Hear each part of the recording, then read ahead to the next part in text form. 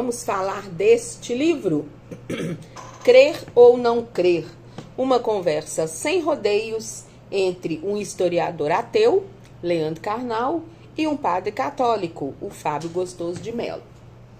É um livro chatinho de ler, né? Muita filosofia, muita contação de história, mas tem algumas questões interessantes para reflexão. E eu marquei todas aqui. Vamos lá, vamos conversar um pouquinho. Primeiro, eu achei muito interessante quando o Carnal fala do processo dele de ser ateu. Ele fala que não foram pessoas ou atos que o afastaram da ideia de um Deus criador. Segundo ele, todo o sistema teológico e explicativo da religião é que foi parecendo ofensivo à razão e incapaz de se sustentar.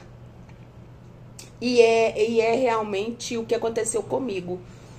Por que você não acredita em Deus? Você tem raiva de Deus? O que aconteceu para você deixar de acreditar em Deus? Nada. Nunca aconteceu nada. Nunca tive. Eu tenho hoje muita raiva de Deus. Se ele existir, eu tenho uma raiva dele que ele não tem noção das coisas que a gente vê acontecendo que ele podia evitar. Mas o meu processo de descrença não foi por um fato, por nada. Foi exatamente isso. Perceber que toda teologia, toda explicação religiosa afrontava a minha capacidade cognitiva. Então, foi esse processo. Tinha épocas que eu acreditava muito, tinha épocas que eu acreditava menos, tinha épocas que eu duvidava mais, até falar, não, gente, definitivamente, com certeza não existe. E eu acho que é o que acontece com todo ateu de verdade, né? Se você deixa de acreditar de raiva de Deus por ter acontecido alguma coisa de ruim com você ou com alguém que você ama, você tá de birrinha, você não é ateu. Vamos e venhamos, né? Outra coisa interessante que o Carnal fala ele fala o seguinte: é emblemático o que eu ouvi de uma pessoa muito célebre, alguém famoso. Ela disse: eu sou tão católica que em outra encarnação devo ter sido freira. Ou seja, ela se anuncia católica e esquece que a reencarnação é definida como heresia desde o Papa Pio IX. Gente, isso é o que a gente mais vê. Cristão defendendo coisas sobre as quais ele não tem o menor conhecimento. Que eu, como ateia, como cética, tenho mais conhecimento que a pessoa, né? Fora o fato da, entre aspas, sorte que eu dei, que na minha faculdade de Direito, eu fui obrigada a fazer 1 ano de teologia. E aquela teologia pesada, aquela teologia filosófica, porque eu fiz Direito numa faculdade metodista, na nossa grade tinha os 5 anos do Direito, ia ter teologia, e nós tivemos que bater o pé, briguei muito na faculdade, conseguimos tirar isso da grade, só que a gente já estava cursando, então no primeiro ano ficou. E não me arrependo de ter feito, porque teologia, gente, história, religião é história da humanidade. Não tem como você estudar ou ter minimamente o interesse na história da humanidade e isolar a religião, não tem como, né? Então, assim, todas as vezes em que eu fui obrigada a fazer ensino religioso, todas as vezes em que eu estudei nas igrejas nas quais passei, e até na faculdade, não foi ruim, não. Não foi ruim. Eu não queria os 5 anos, porque eu não quero ser pastora, porra. Mas assim, sempre que eu precisei me debruçar sobre o ensino religioso, a teologia, foi muito enriquecedor.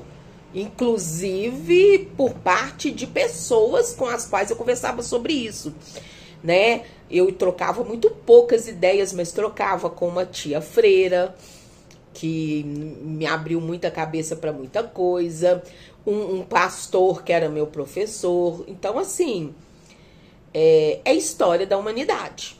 Para mim, religião é isso. É história da humanidade. Não tem como separar o ser humano da sua história com a religião, seja ela qual for, né? E as pessoas não sabem nada sobre a própria religião. Mas quando eu digo nada, é nada. As pessoas leem a Bíblia e só. E olhe lá.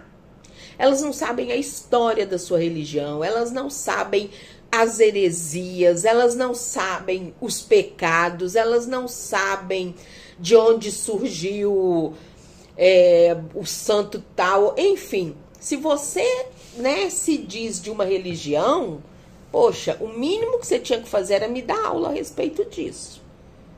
E vocês se limitam a repetir feito papagaio o que está na Bíblia e no máximo, né, melhoradinho com a interpretação que o seu pastor deu, que o seu padre deu, né?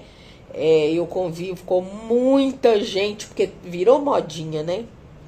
Religião de matriz africana, que de africano tem muito pouco e tem muita coisa árabe, né? Exatamente isso. Tem muito umbandista que não sabe que palavras, que objetos, que rituais vieram dos bárbaros, dos árabes. Mas enfim, é muito interessante isso. Muito, muito, muito interessante. O carnal sobre a Bíblia, sobre essa questão das pessoas, né, lerem a Bíblia, interpretarem, ele ainda fala o seguinte, usando segundo ele, uma ideia que é de Santo Agostinho. Quando afasto da Bíblia o que eu não quero e seleciono o que eu quero, eu creio em mim e não na Bíblia. Que é o que a gente faz, né? Eu falo muito, eu dou muito uma de monarca quando o assunto é religião, porque eu sigo a Bíblia. Eu sigo a Bíblia. Mas esse negócio de assim, eu acho que, né, Deus é amor. Acho que ele não quis dizer isso. O Antigo Testamento não vale mais. Uma porra, vale sim. Você tá sendo hipócrita. Você tá sendo hipócrita. Então, por exemplo, me dói na alma ver uma mãe terrivelmente evangélica renegando a um filho por ele ser gay. Porque na Bíblia dizem, cada um interpreta do jeito que quer, mas na interpretação dela e da igreja que ela segue, tá dizendo que homem não pode dormir com homem, que mulher não pode dormir com mulher. Gente, aí é uma coisa que eu admiro demais, que a gente não tem, que é fidelidade aos princípios que você traz em si. A questão de renegar o filho eu vou falar daqui a pouco. Mas pensa essa mulher, ela defende os valores que ela tem como os mais importantes, como os mais preciosos, até às custas do amor que ela tem pelo filho. E isso, essa lealdade aos princípios e à filosofia de vida que ela vive, isso em outro contexto deveria ser aplaudido e admirado. Então eu admiro pessoas que se mantêm firmes no propósito da religião que segue. Sobre essa questão especificamente dos gays, o que eu não posso aceitar é uma mãe, para poder ir para o céu, renegar um filho gay. Porque se você ama de verdade, você vai pro inferno com ele. Mas eu não quero falar disso, não. Eu quero continuar aqui falando desse livro, sobre essas reflexões que eu achei muito interessante. E aí, eles entram na questão da eficácia da oração. Das rezas, das macumbas, do que você quiser. E o padre, né, pergunta, quando o carnal fala, como não ceder ao consolo da oração, da promessa, da entrega a um poder maior? Porque é muito aconchegante, é muito acolhedor você acreditar que você pode dizer, Deus vai cuidar disso para mim, e esquecer aquilo e cuidar da sua vida. A gente que é ateu, a gente não tem isso não. E é desesperador, tá? Mas assim, a gente aprende a viver com isso muito bem. E aí, o carnal fala, né? Como que ele entende essa questão da religião ser algo que atrai muitas pessoas, por exemplo, nessa questão, como não ceder ao consolo da oração, da promessa e da entrega a um poder maior? E aí o padre questiona, e funciona? E o carnal falou, não tenho dúvida, é eficaz mesmo quando não funciona. E aí esse trecho me trouxe, foi a lembrança de um estudo que tem falando da eficácia da oração, por exemplo, no processo de cura.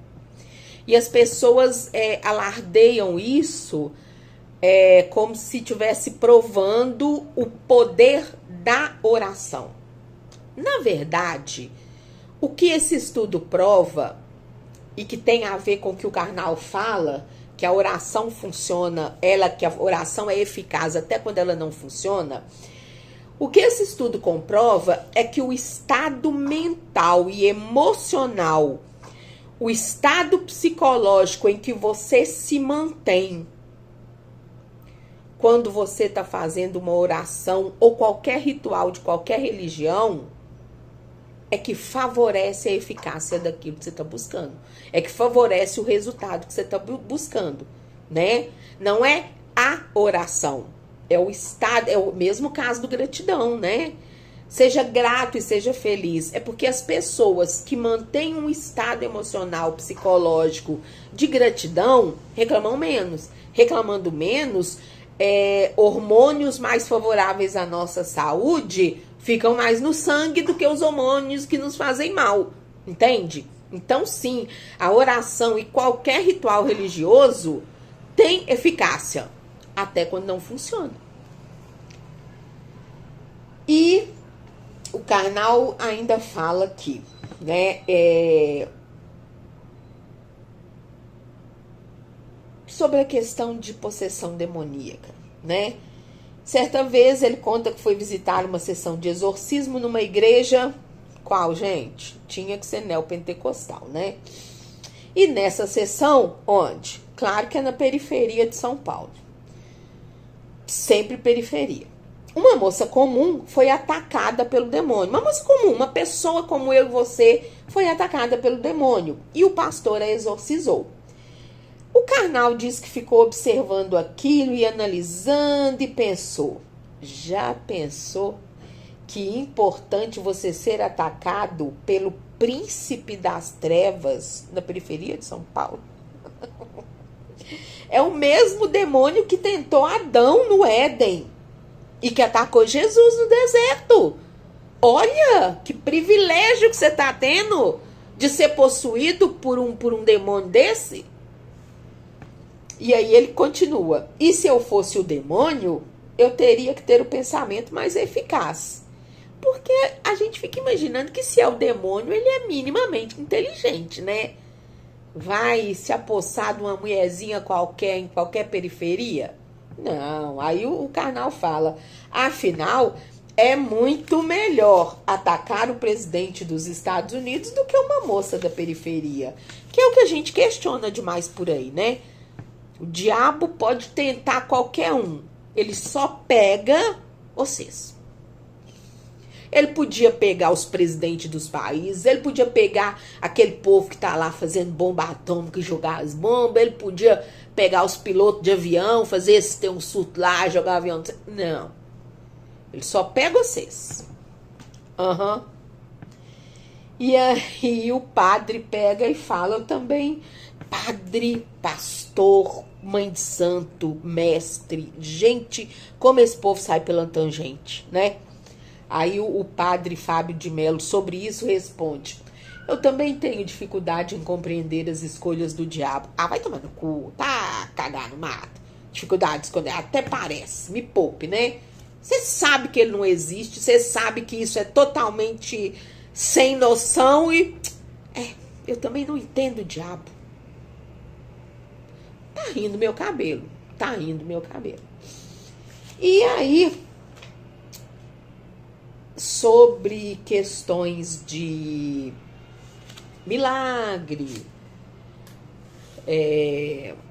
promessas, né? O padre fala uma coisa muito interessante. Que não é problema nenhum incorporar o sacrifício à prática cristã. O tomar lá da cá que vocês fazem, né? Ó Deus, me dá isso que eu faço aquilo. Ó Deus, eu faço aquilo, você me dá isso. Toma lá da cá. E o padre fala que não vê problema nenhum acrescentar o sacrifício à prática cristã, porque por meio deles a gente educa a nossa vontade. E uma raiva que eu tenho de religião é isso. Ela abraça a psicologia. Imagina você ir num consultório de um psicólogo e ele falar de religião para você. Tá errado. Então, igreja também, padre não tinha que falar de questões psicológicas, emocionais e mentais.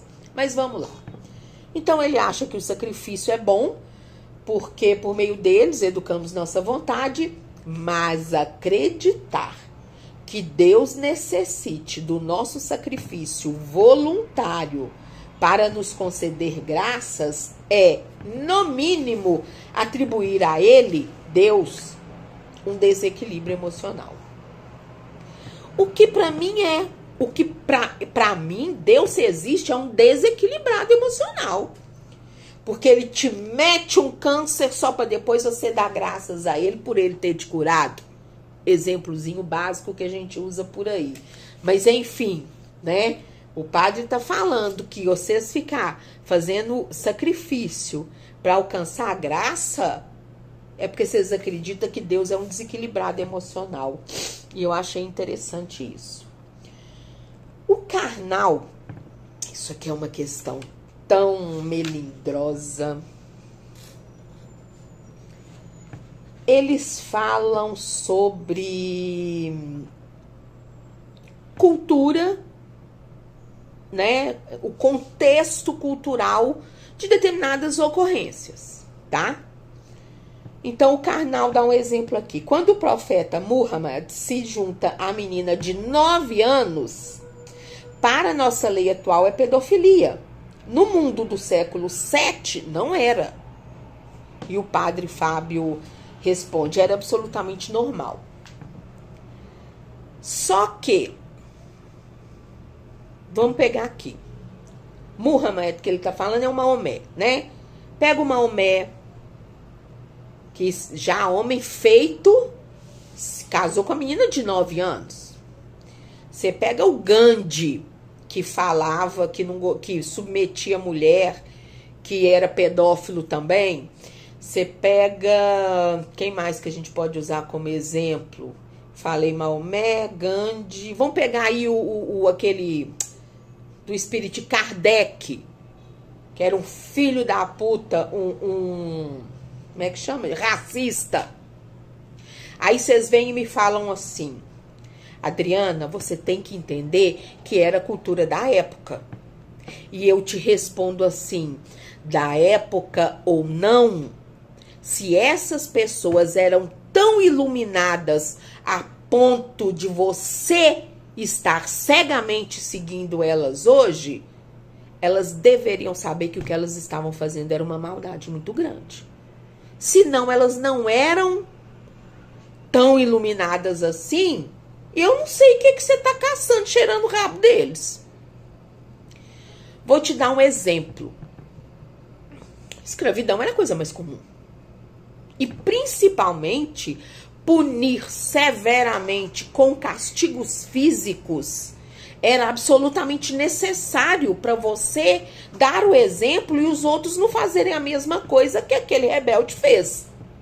Seja roubar ou tentar fugir. Era cultural, não era?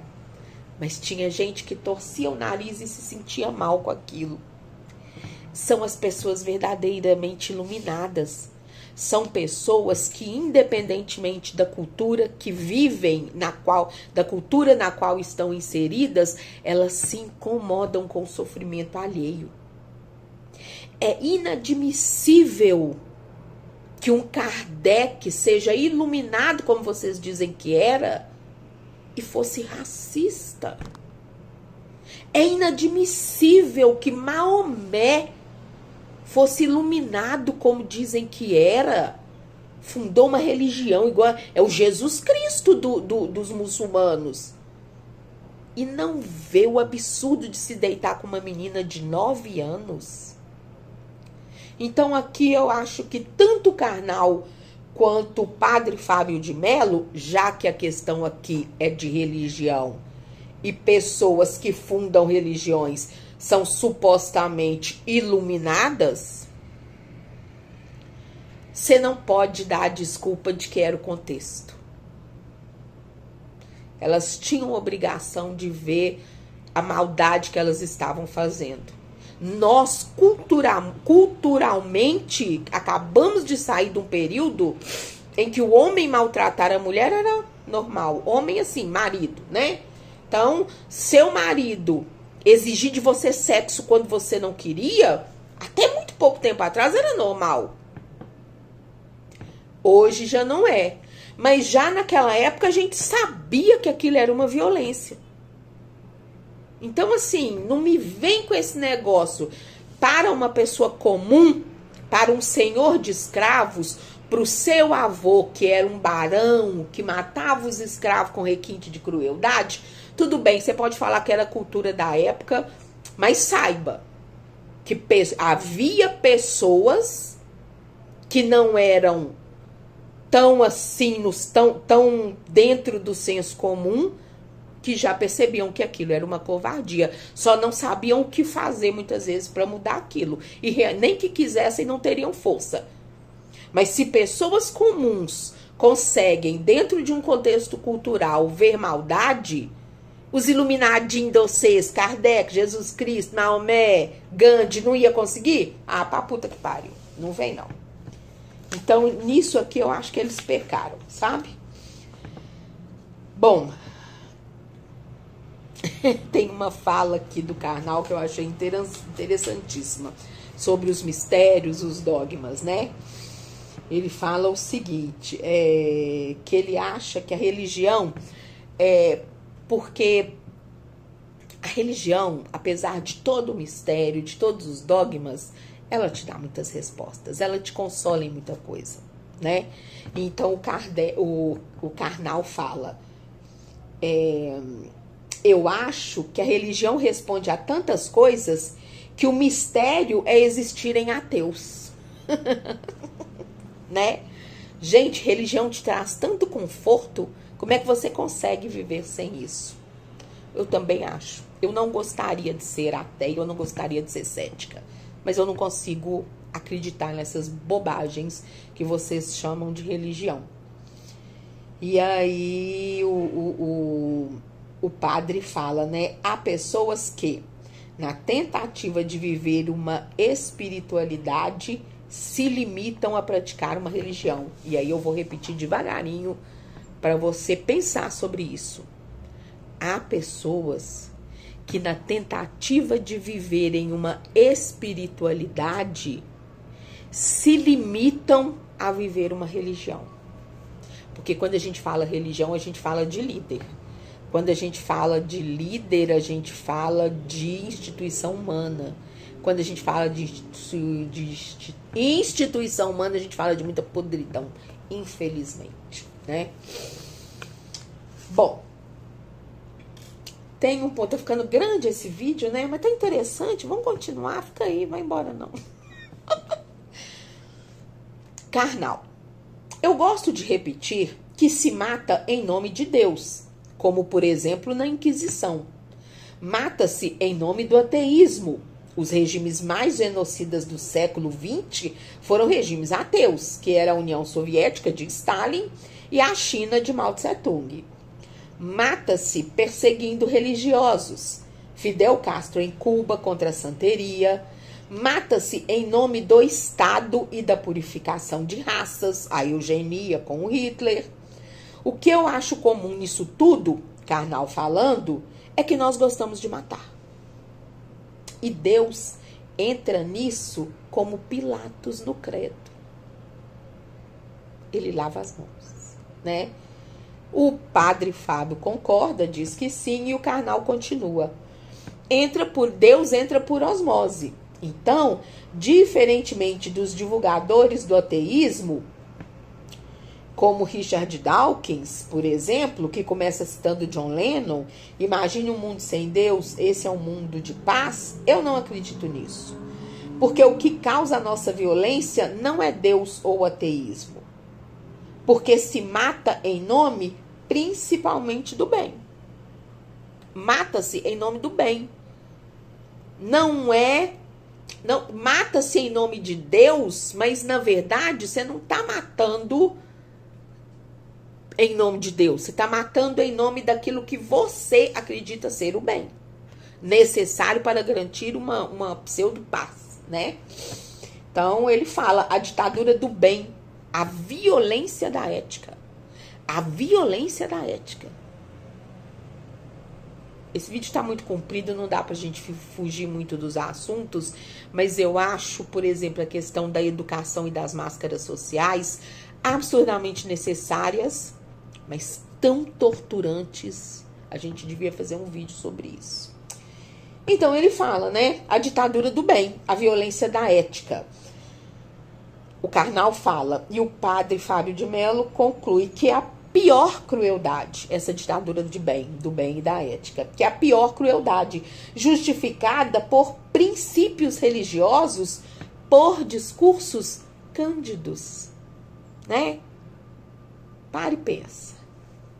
E o carnal conclui, para o bem do Estado, as utopias matam muito, utopias religiosas, utopias socialistas. Toda utopia, elas matam muito. Interessantíssimo, né? Eu acho que eu vou... Meia hora de vídeo, né? Vou fazer o 2 aqui pra vocês não me matar, tá? Nós vamos continuar. Até logo.